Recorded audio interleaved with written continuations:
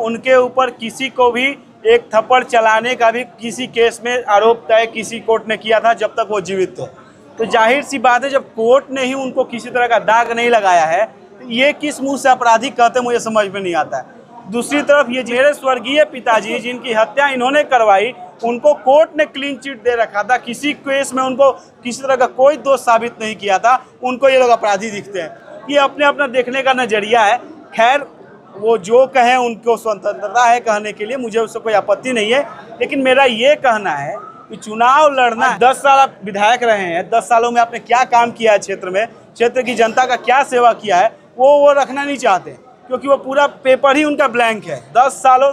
जाहिर सी बात है, पार्टी का जो संगठन का जो अनुभव है, जो संगठन की जो संस्कार है, जो रूपरेखा है, उसके अनुकूल हम सभी को चलना है और हम सभी उसके अनुकूल चलते हुए सुखद परिणाम पूर्व में पाते रहे हैं। ये भारतीय जनता पार्टी का संगठनात्मक ढांचे का ही रिजल्ट है कि आज केंद्र में हमारी सरकार 3 टर्मों से बनी हुई है।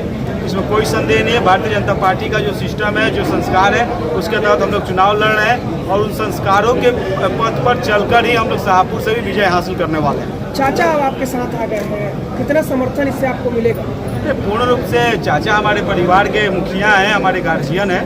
क्योंकि हमारे पिताजी रहे नहीं, हमारे बड़े पिताजी भी नहीं रहे, तो ऐसे भी घर में जो सबसे बड़ा स्थान आज के समय में है वो मेरे चाचा जी का है और चाचा जी का पूरा आशीर्वाद और प्यार मेरे साथ है और अपने लोगों का साथ और प्यार रहता है। तो जाहिर सी बात है, हिम्मत और ताकत और हौसला जो है वो दोगुना हो जाता है, इसमें कोई संदेह नहीं है। मुझे पूर्ण विश्वास है कि उनके नेतृत्व में, उनके मार्गदर्शन में हम लोग शाहपुर से कमल खिलाएंगे। शाहपुर के जो वर्तमान विधायक हैं वो लगातार मीडिया में बयान दे रहे हैं और अपराधी पुत्र आपको बता रहे हैं, आपकी ओर से क्या रिएक्शन रहेगा इस पर? देखिए, वो माननीय विधायक जरूर हैं, लेकिन उनको ना कानून की समझ है ना बाकी सब चीज़ों की। क्योंकि किसी भी व्यक्ति को अपराधी खाली कहने मात्र से नहीं हो जाता है। आपको मैं बता दूं, मेरे पिताजी को किसी भी कोर्ट ने, हिंदुस्तान के किसी भी कोर्ट ने एक दिन के लिए भी किसी तरह का कोई सज़ा नहीं सुनाया, ना ही उनके ऊपर किसी को भी एक थप्पड़ चलाने का भी किसी केस में आरोप तय किसी कोर्ट ने किया था जब तक वो जीवित थे। तो जाहिर सी बात है, जब कोर्ट ने ही उनको किसी तरह का दाग नहीं लगाया है तो ये किस मुंह से अपराधी कहते मुझे समझ में नहीं आता है। दूसरी तरफ ये जिस पार्टी के नेता हैं, जिस पार्टी के प्रतिनिधि हैं, उसके मुखिया को कोर्ट ने कहा है कि वो चारा चोर है। अपने नेता को, जिसको कोर्ट ने चारा चोर कहा है, उसको ये लोग संत कहते हैं। और ऑन द अदर हैंड मेरे स्वर्गीय पिताजी जिनकी हत्या इन्होंने करवाई, उनको कोर्ट ने क्लीन चिट दे रखा था, किसी केस में उनको किसी तरह का कोई दोष साबित नहीं किया था, उनको ये लोग अपराधी दिखते हैं।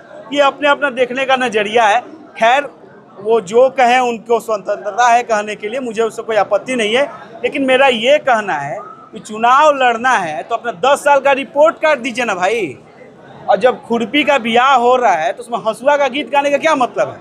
आज 10 साल आप विधायक रहे हैं, 10 सालों में आपने क्या काम किया है क्षेत्र में, क्षेत्र की जनता का क्या सेवा किया है, वो रखना नहीं चाहते, क्योंकि वो पूरा पेपर ही उनका ब्लैंक है। 10 सालों से उन्होंने सिर्फ शाहपुर की जनता को ठगा है। यहाँ के जो विकास का जो फंड आता है उसमें घपला किया है, कमीशन खाया है। प्रमाण स्वरूप आप जाकर जवैनिया गांव देख सकते हैं, तो एक पूरा गांव खत्म हो गया, उसका 9.5 करोड़ रुपये ये लोग खा गए हैं। पब्लिक प्लेटफॉर्म पे, पब्लिक फोरम पे वो पूर्ण रूप से एक्सपोज हो चुके हैं। अपनी चेहरा को ढकने के लिए फालतू बातें कर रहे हैं। जनता इनके बरगलाने में आ नहीं रही है, जनता अपना मूड बना चुकी है।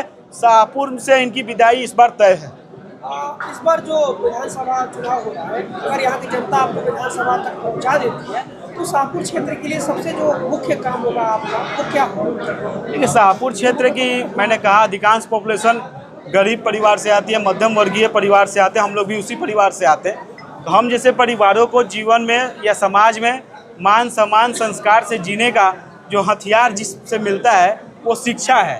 तो हर एक गरीब परिवार के युवाओं को क्वालिटी एजुकेशन प्रोवाइड कैसे किया जाए, ये मेरी प्राथमिकता है और इस पर हम लोग काम कर रहे हैं और काफ़ी हद तक इस पर हम लोग सफल भी होंगे। दूसरा, इस क्षेत्र से क्राइम का टोटल कंट्रोल करना है, क्राइम को ख़त्म कर देना है। क्योंकि शाहपुर में पिछले 10 सालों से सत्ता संरक्षित अपराध पूर्ण रूप से धड़ल्ले पर चल रहा है। यहाँ पे अपराधियों को सत्ता का संरक्षण प्राप्त है और उसी सत्ता के संरक्षण में वो आपराधिक घटनाओं को अंजाम देते हैं, जिसमें मेरे पिताजी की हत्या और मेरे पिताजी के केस में गवाह स्वर्गीय कमल किशोर मिश्रा जी की भी हत्या शामिल है।